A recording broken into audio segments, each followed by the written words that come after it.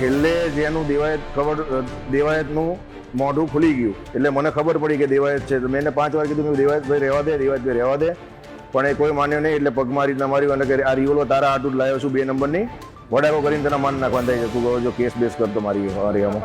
અમે સવારના 11 વાગે સોમનાથ જવા નીકળ્યા તો ડાયરેક્ટ જ ફોર્ચ્યુનર ગાડી આગળ ઊભી હતી અને ડાયરેક્ટ જ ઉપર આવીને 5 વાર જે કહેવાય ને કે 5 વાર અમને ઉપર ચડાવી દીધી ગાડી.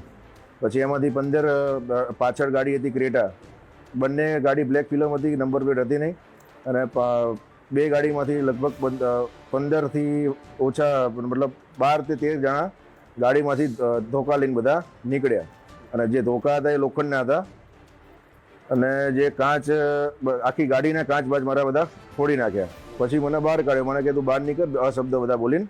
અને મને રિવોલ્વર બતાવી કે આ તારી હાટું 2 નંબરની રિવોલ્વર લાવ્યો છું, તને પાડી દેવાનો છું એમ કરીને મને 4-5 પગમાં જે ધોકા મારે એમાં ફ્રેક્ચર થયું છે અને હાથમાં ફ્રેક્ચર થયું છે. કોઈ હોઈ શકે નહીં, દેવાયત ખવડ પોતે જ છે. બધાએ જે 12 થી 15 જણા હતા, 12 થી 15 જણા બધાએ મોઢું બાંધેલા હતા. પછી છેલ્લે જેનું દેવાયતનું મોઢું ખુલી ગયું એટલે મને ખબર પડી કે દેવાયત છે. તો મેં એને 5 વાર કીધું દેવાયતભાઈ રહેવા દે પણ એ કોઈ માન્યો નહીં. એટલે પગમાં રીતના માર્યું અને કે આ રિવોલ્વર તારા હાટું જ લાવ્યો છું 2 નંબરની વડાકો કરીને તને માન નાખવાનું થાય છે. તું કહો જો કેસ બેસ કરતો મારી એરિયામાં. હુમલોમાં એવું હતું કે કાલે હું ભાવનગર હતો, ભાવનગરથી ગીર જવા નીકળ્યો હતો.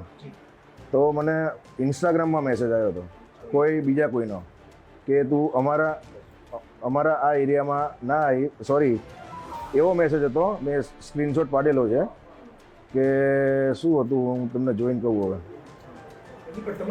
એમને ટૂંકમાં અમારા ગામમાં જે મારા દાદાનો જે પ્રોગ્રામ રાખેલો હતો એમાં એ નહોતા આવેલ. તો અમે એને એ વખતે 8 લાખ રૂપિયા આપીને બોલાયેલા હતા. એ તો મીડિયામાં બધાને ખબર જ છે. 8 લાખ રૂપિયા અમે આપીને બોલાયા હતા. તો પછી છતાં એ આવ્યા નહીં. અને પછી જે બધું ઘટના થયું એ કર્યું બીજા બધાએ અને બધું કર્યું અમારી ઉપર કે તે કર્યું છે એમ. એ રીતના એને એમ કે તે મારી ગાડી પાણીમાં નાખી દીધી, આપણે એવું કશું કરેલું જ નહોતું. હા, રેકી કરેલી. અમે જ્યાં મારા ભાઈબંધનો રિસોર્ટ છે હું ત્યાં રોકાણો હતો. એમને કીધું કે ભાઈ તમારા ઓલા જે દેવાયતભાઈ આવ્યા છે એમ કે પોતે છે. એટલે મેં બહુ ધ્યાનમાં લીધું નહીં. મેં કીધું આવ્યા હશે તો એને કંઈ કામ હશે એમ. આવી તો ખબર જ નથી કે પાછળથી આ રીતના એમ મારી પર વાર કરશે એમ. હું ગાડી લઈને જતો હતો સોમનાથ, મારી સ્પીડ હશે ગાડીની 50 અને એ જે સામેથી ગાડી હતી 100ની સ્પીડ હતી. ડાયરેક્ટ જ ઠોકી દીધી, પાછળથી બી ઠોકી, આગળથી બી ઠોકી અને ઉતરીને બધા ધોકા લઈને નીકળી પડે.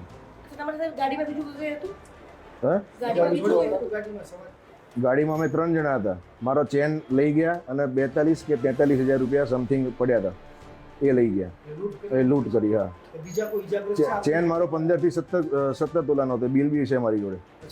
હા, ના બીજાને તો પછી એક જણો વિડીયો ઉતારતો હતો તો કે તું અહીંથી નીકળી જઈને કે તને માન નાખશું અમે.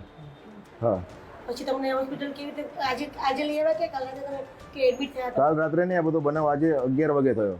પછી અમે ગીર ગયા, ત્યાં આગળ કોઈ દવાખાનું હતું નહીં એટલે પછી અમે અહીંયા દાખલ થયા. ફરિયાદ કરી છે? હા, ફરિયાદ કરી છે ને.